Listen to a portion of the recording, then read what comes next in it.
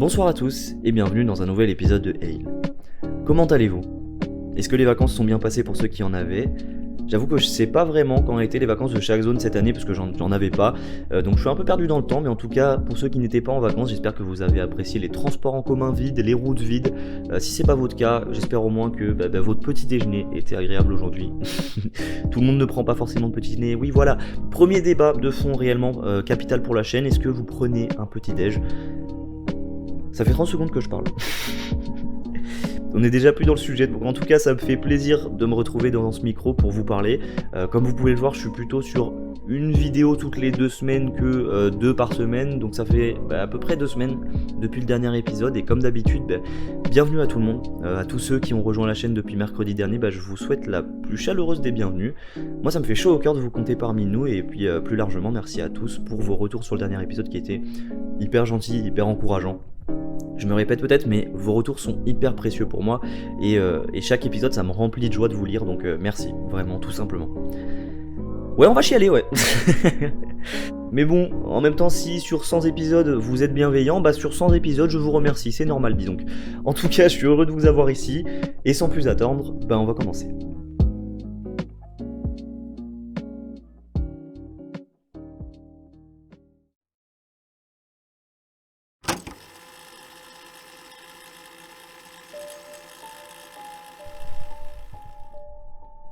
L'histoire que je vais vous raconter, c'est celle de Charlie, et elle s'est déroulée alors qu'elle n'avait que 9 ans, donc malheureusement bien trop tôt, et même si il faudrait qu'aucun événement de ce genre n'arrive, ça devrait particulièrement être vrai pour une petite fille de cet âge. A l'époque, Charlie vient donc d'avoir 9 ans, et ses parents décident de l'autoriser à faire les trajets maison-école, école-maison par elle-même. Pour le coup, on n'est pas dans le même cas que l'épisode 6 où c'est les parents qui envoient l'enfant seul, puisque c'est Charlie qui, depuis quelques temps, a extrêmement envie d'aller à l'école par ses propres moyens. On se doute qu'il y a bien une raison à ça, et c'est parce que sa meilleure amie, Ada, est aussi sa voisine, et elles pourront donc aller et venir à l'école toutes les deux, tous les jours. Même si l'école ne se situe pas très loin du domicile de Charlie, ses parents sont un peu inquiets, mais Charlie les rassure en leur disant que tout ira bien, et au final, ils finissent par accepter. Elle est évidemment surexcitée et hyper enjouée parce que ça signifie qu'elle et Ada vont pouvoir faire leur trajet et donc passer du temps toutes les deux tous les jours, encore plus qu'à l'habitude. Et à cet âge-là, c'est pas négligeable et ça donne une sensation de liberté immense. Et les premières semaines, les trajets se passent parfaitement. Charlie et Ada s'amusent, elles rigolent, elles passent de très bons moments et surtout le plus important, sans aucun souci. Charlie nous raconte que sur la route vers l'école se trouve un liquor store, avec l'accent anglais, donc littéralement un magasin d'alcool. Rassurez-vous, évidemment les deux amis ne s'y rendent pas pour l'alcool, mais pour acheter des petits snacks et des bonbons, mais seulement le vendredi en rentrant de l'école. Elles font ça une fois, 2 fois, puis petit à petit, ça devient leur petit rituel. Tous les vendredis après-midi, elles vont acheter des friandises qu'elles mangent sur le chemin du retour. Pour l'instant, Charlie et Ava ont l'air de vivre une scolarité hyper heureuse, caractérisée par l'insouciance qui nous caractérise tous, je pense, à cet âge-là. Un vendredi après-midi, Charlie et Ada sortent de l'école et commencent leur petite route habituelle vers le magasin en parlant de l'école, et comme toujours, elles rentrent dans le magasin et elles filent droit vers les bonbons, elles ont pas le temps à perdre clairement, et ensuite, elles vont faire la queue pour payer. En temps normal, Charlie ne fait pas vraiment attention aux personnes dans le magasin parce qu'elle est avec son amie, et ce jour-là ne fait pas exception. Il y a quelques personnes dans la queue, et devant elle, il y a un homme avec un pack de bière qui est habillé en habit de chantier, donc Charlie tire la conclusion qu'il travaille dans le bâtiment. Et donc l'homme est arrivé dans la queue avant les 2 filles, mais lorsqu'il les remarque, il les laisse directement passer devant lui. Charlie se dit que l'homme est sympa, et à 9 ans c'est normal de penser comme ça, mais malheureusement, je pense que personne ne laisse passer quelqu'un par pure gentillesse devant lui. Évidemment, ça arrive de laisser sa place à quelqu'un qui est vraiment pressé, ou alors lorsqu'on sait qu'on va prendre beaucoup de temps à la caisse, mais dans la situation en question, Charlie et Ada n'étaient pas pressés, et l'homme venait simplement acheter un pack de bière. Donc les laisser passer devant lui, ça n'a aucun sens, profondément, et immédiatement, c'est quelque chose qui, moi en tout cas, me met en alerte. C'est peut-être parce que j'ai lu l'histoire, peut-être que je psychote, et d'ailleurs, Charlie ne se pose pas du tout toutes ces questions, et quelques minutes plus tard, c'est à son tour de payer ses bonbons, tandis qu'Ada se tient juste derrière elle. Pendant qu'elle parle au caissier, elle entend 2 hommes parler en espagnol derrière elle et rire. Du coup, Charlie se retourne un peu automatiquement, mais quelque chose ne va pas. Ada a perdu son sourire, et elle est maintenant raide et nerveuse. À peine après que Charlie a fini de payer, Ada l'attrape par le bras et se précipite vers la sortie en faisant presque tomber son amie tant elle se précipite. Évidemment, Charlie ne comprend rien à ce qui se passe, c'est une situation qui n'est jamais arrivée, donc elle lui demande ce qui est en train de se passer et ce qu'elle a. Et Ada répond simplement qu'elle ne se sent pas en sécurité et qu'elle devrait vraiment courir jusqu'à chez elle maintenant. Charlie est confuse, parce qu'elle n'a jamais vu sa meilleure amie dans cet état-là. Du coup, elle essaye de la rassurer, et puis surtout, Charlie veut manger les bonbons qu'elle vient d'acheter sur le chemin du retour, comme le veut leur petite tradition. Et cette envie va lui passer très rapidement, puisqu'Ada décide de lui raconter tout ce qu'elle a entendu dans le magasin. Bon, Charlie ne parle pas espagnol, mais Ada, oui, et apparemment, les deux hommes derrière elle parlaient d'elle. Et quand je dis elle, je ne parle pas d'Ada et Charlie, mais purement et simplement de Charlie seulement. La petite fille commence elle aussi à se tendre et Ada lui dit que l'un des deux hommes a pointé du doigt Charlie avant de prononcer la phrase suivante en espagnol. On dirait elle, littéralement en anglais dans le post, She looks like the one. Les deux hommes se sont alors mis à rire et celui avec le pack de bière a enchaîné en disant On va les suivre et on pourra l'attraper vers le coin. Sûrement le coin de la rue. Elle est petite, elle ne déclenchera pas de bagarre. Voilà. On comprend maintenant ce qui faisait qu'Ada était si tendue, et en entendant ça, Charlie se fiche de peur, et c'est normal. À ce moment-là, les deux petites filles sont toujours sur le parking du magasin, et en regardant autour d'elles, elles aperçoivent les deux hommes montés dans un gros fourgon de chantier. Honnêtement, ils ne regardent les filles à aucun moment, pas même un coup d'œil discret, et du coup, le côté rationnel de Charlie ressort, il prend le dessus. Elle dit à Ada que les deux hommes étaient certainement en train de rigoler, c'est peut-être juste une private joke, mais en gros, qu'elles sont en train de faire un petit coup de parano.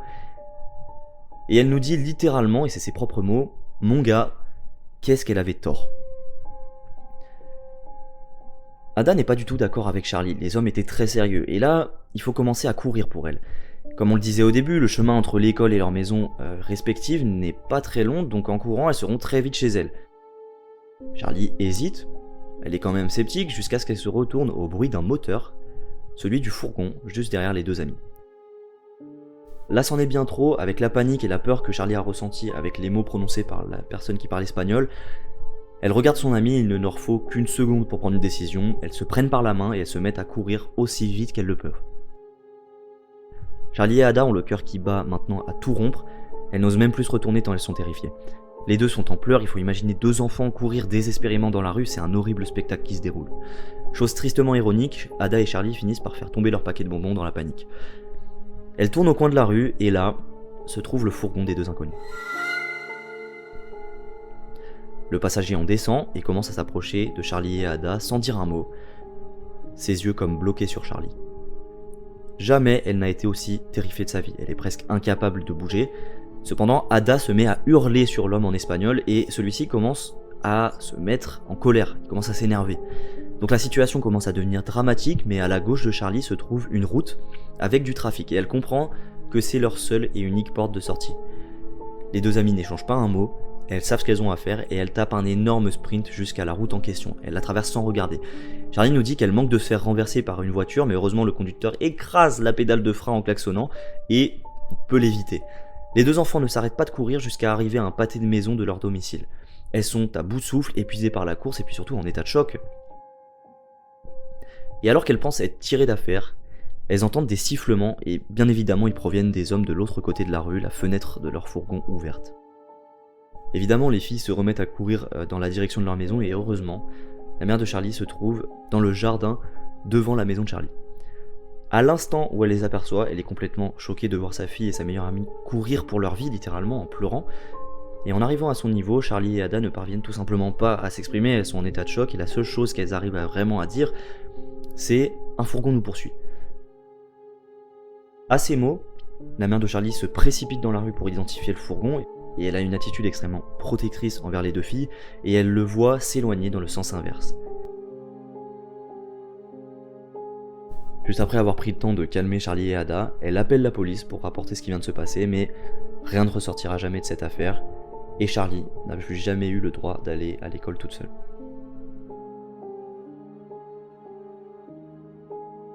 C'est maintenant la fin de cette histoire, plutôt longue, et j'ai pas mal de choses à dire dessus. Déjà, on va commencer par se poser une question intuitive. Qu'est-ce que ces deux gars voulaient, et comment est-ce qu'ils ont pu reconnaître Charlie alors qu'ils étaient de parfaits inconnus. Je pense qu'on est tous d'accord pour dire que on est sur de la tentative de kidnapping pure et dure, mais du coup pourquoi? Moi, mon hypothèse, c'est que les deux hommes faisaient partie d'un réseau de kidnapping d'enfants et qu'ils aient repéré Charlie étant donné qu'elle va et rentre de l'école avec Ada tous les jours. Là, on peut se demander pourquoi Ada n'a pas été ciblée, et une des réponses possibles qui me vient à l'esprit et qui est horrible, c'est que les sélections des victimes se basent sur des critères physiques qui ne concernaient pas Ada. Vous allez me dire, c'est extrêmement tordu, mais en fait, ça m'étonnerait pas du tout que, venant d'une telle organisation, il y ait des pratiques comme celle-là qui soient mises en place.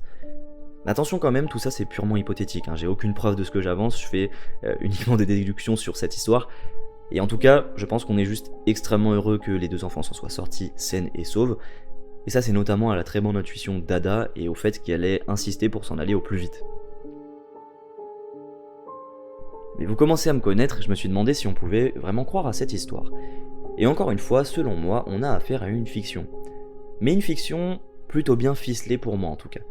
Avant de dire ce qui me pousse à affirmer ça, je tiens à préciser que j'ai absolument pas romancé l'histoire, j'ai pas rajouté de choses, tout ce qui s'est passé c'est ce qui a été décrit par l'utilisatrice qui a posté cette histoire. Je le fais jamais de rappeler ça, mais je pense que c'est important de le préciser là pour bien prendre la mesure des détails que je vais soulever. Tout d'abord, il y a des détails qui me semblent avoir pour but de crédibiliser l'histoire en nous immergeant mieux dans l'histoire, mais dans lesquels on peut trouver des incohérences en fait. Pour moi, la principale info de ce type, c'est la précision que l'homme qui parle en espagnol est habillé en habit de chantier et que Charlie se dit qu'il doit travailler dans le bâtiment. En fait, ça a très peu d'intérêt pour l'histoire, mais surtout en essayant de me souvenir du mois de 9 ans, je me dis que tu t'en fous que le gars bosse dans le BTP ou en tant que conseiller en strat à cet âge-là, ça c'est plutôt des réflexions de personnes un peu plus âgées. Ensuite, on a des simples incohérences. A la base, l'homme faisait la queue tout seul, puis Charlie entend deux hommes. Bon, je mets ça là, mais après je suis d'accord, il y a toujours la possibilité que l'autre homme attendait simplement son collègue. Mais est-ce que c'est pas là juste une petite erreur? Autre chose, on a l'impression que Charlie et Ada sont d'un côté extrêmement paniquées, mais que de l'autre, elles n'agissent pas forcément en conséquence. Il y a un décalage entre ce qu'elles ressentent et leurs actions. Typiquement, au vu de la situation et de son danger, je sais pas si Ada aurait réellement pris le temps d'expliquer la chose à Charlie. Peut-être qu'elle l'aurait plutôt emmené rejoindre sa maison le plus vite possible pour expliquer ensuite ce qui s'est passé. Et au lieu de cela, les filles restent quelques minutes sur le parking, elles vont pas se cacher, ça peut paraître un peu suspect. Après, encore une fois, à mettre en relief avec le fait qu'elles sont extrêmement jeunes. Moi je soulève ce point, mais en réalité, c'est quand même une grosse réserve due à leur âge. Et autre point sur lequel j'ai pas insisté, mais qui me semble assez gros, on se souvient qu'Ada a entendu l'homme dire à son collègue qu'il attraperait Charlie au coin de la rue, et vers où les filles se dirigent-elles? Au coin de la rue. En fait, c'est exactement ce qu'on appelle se jeter dans la gueule du loup. Et en même temps, à 9 ans, est-ce qu'on n'a pas déjà la présence d'esprit de se dire qu'il ne faut surtout pas aller tout de suite dans cette direction? Après, ça dépend aussi des personnes, de ton caractère, ou si tu as été sensibilisé à ça dès le plus jeune âge. D'ailleurs, ça me fait dire que c'est peut-être bien de dire aux enfants que dans ce genre de situation, le mieux c'est de rester dans le magasin et de s'adresser aux employés. Mine de rien, c'est quelque chose qui aurait pu leur éviter ce qui peut devenir un vrai traumatisme. Il y a autre chose, et ça peut-être que vous l'avez aussi remarqué parce que je trouve que ça saute un peu plus aux yeux, mais quel genre de kidnappeur pété c'est ça? Le gars dit quand même à son pote, elle est petite, elle ne déclenchera pas de bagarre, jure. À quel moment ça te vient même à l'esprit le fait qu'une bagarre avec un enfant ce soit un problème? En fait, je trouve ça un peu drôle parce que, et peut-être que je devrais pas d'ailleurs, parce que dans le cas où cette histoire est vraie, c'est très mal placé, mais en lisant l'histoire, j'ai vraiment l'impression qu'on était sur les deux mecs de Maman j'ai raté l'avion pour ceux qui ont vu le film, genre vraiment pas très dégourdis quoi. Et heureusement, attention, on peut s'estimer heureux, mais à la fois, c'est aussi un des gros points qui me fait douter sur l'histoire. Et il y a autre chose, c'est vraiment ce moment où le type sort du fourgon pour essayer d'attraper Charlie. On connaît pas la distance qui le sépare d'elle, mais je pense qu'un adulte est extrêmement souvent capable de battre un enfant de 9 ans à la course à pied. Et là, je me dis qu'à part le problème psychologique certain qu'il a, parce que c'est logique, il y a aussi un problème moteur. Là, vraiment, c'est pas le plus dégourdi des humains qu'on a engagé. Et puis autre chose, la rue juste à côté est peuplée. Ce qui veut dire que les deux hommes prennent le risque de kidnapper une enfant en plein milieu d'une rue qui mène sur une rue passante, qui plus est lorsqu'elle est avec son ami. C'est-à-dire qu'avec Charlie, il y a un témoin qui, là pour le coup, a totalement vu ce qui s'est passé. Elle sait que les deux hommes sont allés au magasin juste avant, et juste avec cette info, mine de rien, tu peux faire énormément de choses. En sachant qu'ils sont allés au magasin, tu peux avoir accès aux caméras de surveillance, qui les a forcément enregistrées, et peut-être même aux caméras du parking, donc potentiellement à la plaque du fourgon. Et encore, Ada pourrait identifier des potentiels suspects. Donc, bref, moi je crois que ça fait énormément d'infos qui vont dans le sens soit des kidnappeurs les moins professionnels du monde, hein, qu'on se le dise, ou alors plus cohérent selon moi d'un récit fictif. Parce qu'en fait c'est pas le genre de choses auquel tu vas forcément penser quand tu écris une fiction. Parce que lorsqu'on écrit une fiction, on se focalise plus sur la mécanique de peur plutôt que sur des détails qui pourraient au final se révéler être des incohérences. Et puis petite mention pour la fin du récit où les deux gars sifflent Ada et Charlie aussi là. On est où? En vrai, on est où? C'est encore quelque chose qui colle pas pour moi, je veux dire. Tu viens de te rater, sois un minimum discret. Ensuite, je vais aussi revenir sur un petit détail, le fait qu'elle se mette à courir en se tenant la main. En fait, c'est trop mignon en vrai, et c'est un petit détail qui instinctivement fait du bien, parce que c'est le genre de précision qui, additionné au point qu'on a relevé avant, achève de me persuader, moi en tout cas, qu'il s'agit d'une fiction. C'est le genre d'info en fait à laquelle on ne fait pas forcément attention à la première lecture, mais en vrai, bah, peu importe l'âge, je pense que personne ne se met à courir en se tenant par la main, déjà parce que c'est pas pratique, et surtout parce qu'en fait on n'y pense pas. Et puis pour finir, on est exactement comme la dernière fois en face d'un compte Reddit qui a été créé en février 2022, c'est-à-dire pratiquement, potentiellement à la même date que l'écriture du post. Donc c'est exactement le même cas que la dernière fois, et ça met la puce à l'oreille parce que souvent les personnes qui sont sur Reddit ont un compte Reddit avec lesquels ils sont déjà actifs, puisque c'est quand même une plateforme qui nécessite de réagir, de prendre part au débat, et c'est ça aussi qui est intéressant sur Reddit, c'est de pouvoir s'investir sur la plateforme. Et là, on donne vraiment l'impression que c'est juste quelqu'un qui a créé un compte pour poster sa fiction. Mais le seul souci avec tous ces points d'incohérence que j'ai cités, c'est qu'ils sont absolument pas 100% fiables, pour une seule bonne raison. Tout simplement parce que les filles ont 9 ans. Elles sont extrêmement jeunes, et à 9 ans, on a encore vécu très peu de choses, nos réflexes ne sont absolument pas les mêmes. Par exemple, honnêtement, je trouve que c'est hyper compliqué de se souvenir de la psychologie qu'on avait à 9 ans. Peut-être essayer de vous mettre à la place de quelqu'un qui a 9 ans et essayer de vous souvenir la perception du monde que vous avez à 9 ans. Moi, je trouve que c'est tout bonnement impossible. Donc, soit Charlie a réellement vécu cette histoire dans son enfance, soit utiliser un personnage de 9 ans, c'est extrêmement bien fait, c'est fait exprès pour mettre le doute chez le lecteur, et si c'est le cas, ça marche extrêmement bien. Parce qu'en fait, c'est vraiment délicat de remettre en doute la parole de quelqu'un qui a potentiellement vécu un si gros traumatisme si jeune. Donc pour conclure, selon moi, on a bel et bien affaire à une fiction, mais il reste toujours cette certitude qui fait que je ne peux pas l'affirmer à 100%, comme c'était le cas pour le dernier épisode. Donc voilà, je suis dans cette posture un peu délicate parce que si pour moi il semble que l'histoire soit fictive, il y a cette zone d'ombre qui m'oblige à laisser planer le doute par respect pour cette potentielle personne. Et après voilà, on le sait, mais évidemment, c'est pas le but de savoir si l'histoire est vraie ou fausse, si on est sur une fiction ou pas. Mais même moi, ça me fait du bien, ça me fait chaud au cœur de me dire que c'est une fiction et que c'est pas arrivé. Peut-être que je suis trop naïf, ça c'est possible aussi. Hein. Mais alors, pourquoi réfléchir et faire des hypothèses comme je l'ai fait au début de cette deuxième partie de vidéo, si c'est pour finir par conclure que c'est une histoire qui est fictive? Parce qu'en fait, comme vous l'avez sûrement compris avec les autres épisodes, je trouve ça hyper intéressant de se laisser douter de ce qu'on voit sur internet. Attention, j'invite absolument personne à s'insurger contre chaque information présente sur internet, vraiment c'est pas le but, mais c'est un bon moyen d'exercer son esprit critique en s'appuyant sur une vraie réflexion et en recherchant des arguments potables, en essayant d'aller voir des points d'incohérence, de relire plusieurs fois. Je trouve que c'est un bon moyen d'exercer son esprit critique. Et aussi, et là c'est peut-être moi qui suranalyse, mais j'ai l'impression qu'il y a un schéma qui est suivi par cette histoire. En fait, on passe au début d'informations et d'une mise en contexte assez crédible à plus l'histoire se déroule, plus des détails un peu plus incohérents. Il y a une gradation en fait dans l'intensité et la crédibilité de l'histoire. C'est un peu comme si on nous donnait les clés pour regarder à quel moment on arrête de croire à l'histoire.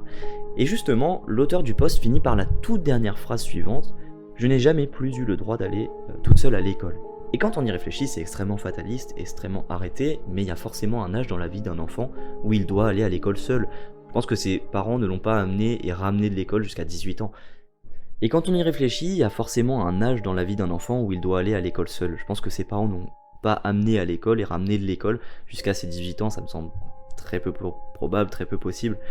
Et au final, peut-être que c'est là la morale, celle de faire plus attention à ses enfants, comme si on revenait à la faute des parents qui initialement ont laissé leur enfant si jeune aller et venir à l'école.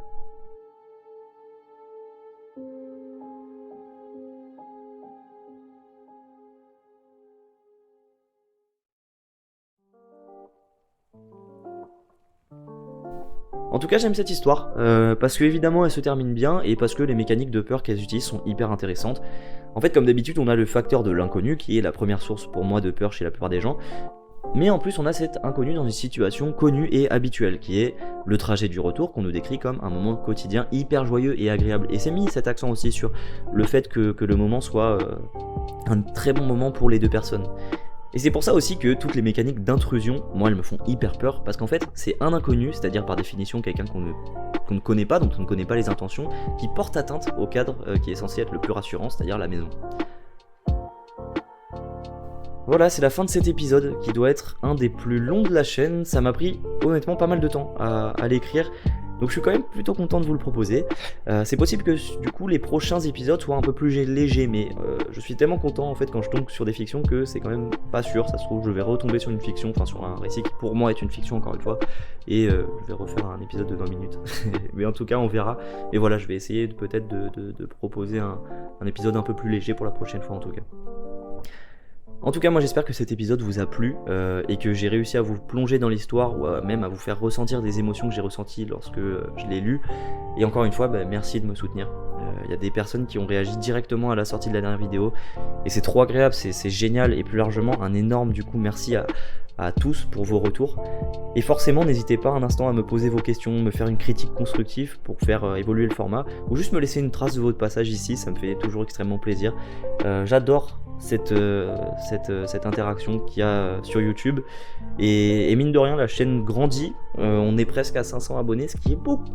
Je le dis à chaque fois en fait, voilà, je vais arrêter de le dire, parce qu'à chaque vidéo je dis c'est beaucoup, parce qu'en vrai c'est beaucoup, voilà, 500 personnes, je me suis jamais retrouvé devant 500 personnes, je pense pas.